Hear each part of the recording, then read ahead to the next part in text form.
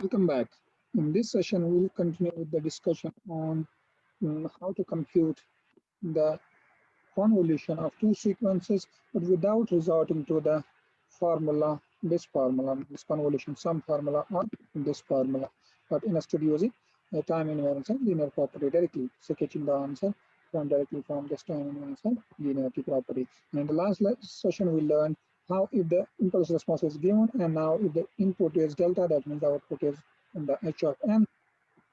That's the impulse response. If we delay this impulse response, what is the corresponding impulse response of the system? In other words, we learn the time invariance property of the system. Now, in this session, we will learn when the system follows the linearity property. So let us start again with the same impulse response. So let's suppose if this is the system whose impulse response is h of n. Impulse response means when the input to the system is delta n, the output is called the impulse response. We denote it by a special name, that's h of n. We say if the input is delta n in sequence parameter is 0, 1, 0, minus non-zero value is at n equal to 0, and we assume that impulse response of the system is like this. So we assume that the impulse response is like this. Now what we'll do, we'll learn the linearity property, and we know the linearity property has two principles in it. One is the homogeneity property, another is the additivity property. Now first let's learn the homogeneity property here. Let's learn the homogeneity property. All right, so let's start. Now if the input is delta n, the output is h of n. Now what we will do, we'll apply a scaled input. We'll apply the input as twice delta n. Now if the system is linear, so if the system is linear, if the input is scaled, what should happen to the output? Output should be scaled by the identical constant or scaling factor. If the output for input delta n is h of n, so the output for 2 delta n will be twice h of n. Now let's write the values now. So now the input is 0, 2, sorry. Let me write it like this, 1, 0. And what we are doing, we are multiplying this sequence by 2. That in other words means this is 0. If you multiply 0 by 2, that will be 0. 1 gets multiplied by 2, that's 2. And 0. Origin will not change from this. Same way, what we are doing here, this is 2. 1, 1 means multiplying every sample point by 2. This will be 2 multiplied by 1 is 2, 2 multiplied by 1 is 2. So this is the output and the input is 2. All right.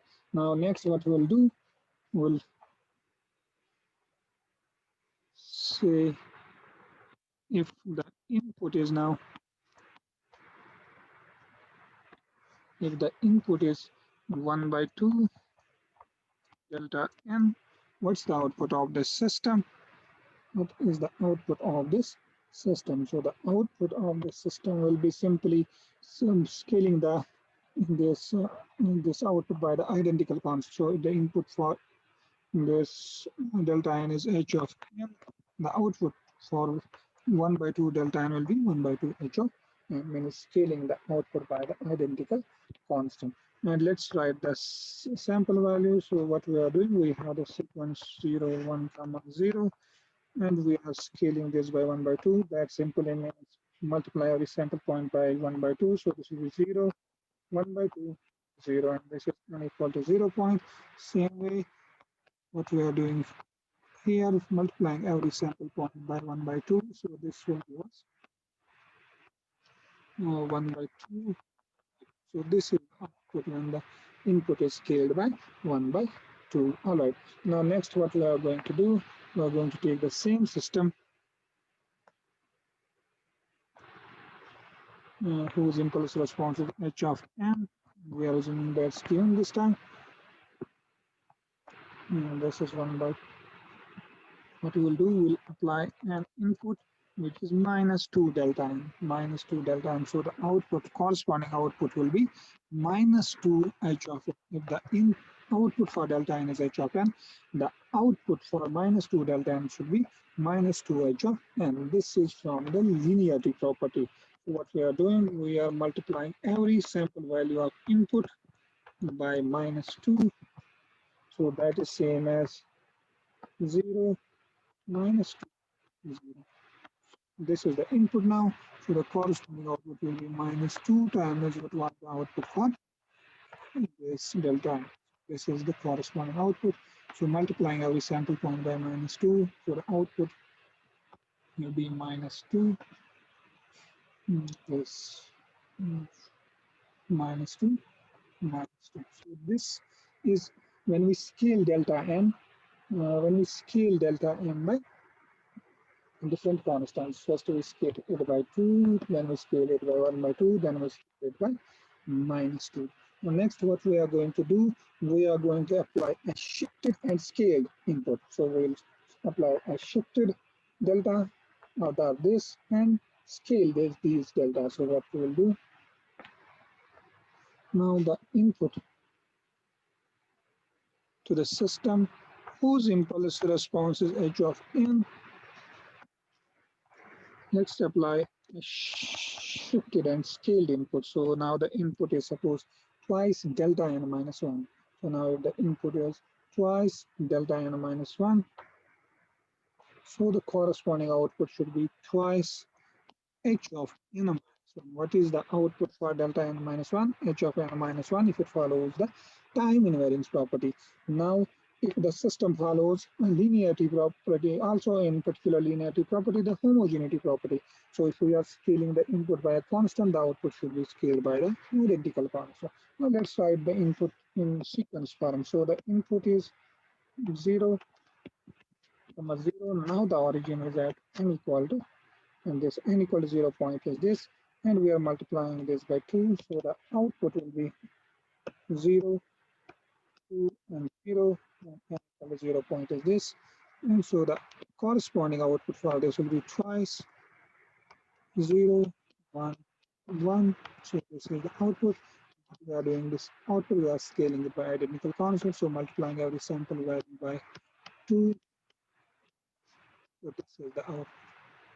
All right. Same way, if the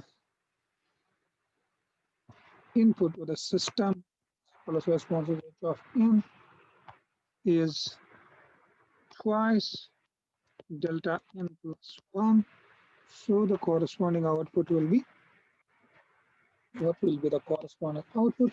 The corresponding output will be twice h of n plus 1. Whatever is the response for delta n plus 1, same response. This the response for this twice delta n plus 1 will be following the time invariance and linearity property. The output will be twice h of n plus 1. Now let's write the values in sequence form. So this is 1, 1, and 0. Sorry, this is not 1, 1. So the values are 0, 1, 0. That means the origin will shift now at this point. This is the shifted version of delta n. And shifting the sequence towards right, and it will get, we are scaling the input by 2. So the values will be 0, 1, and 0. Sorry, twice, multiplying every sample value by 2. So the corresponding output will be twice.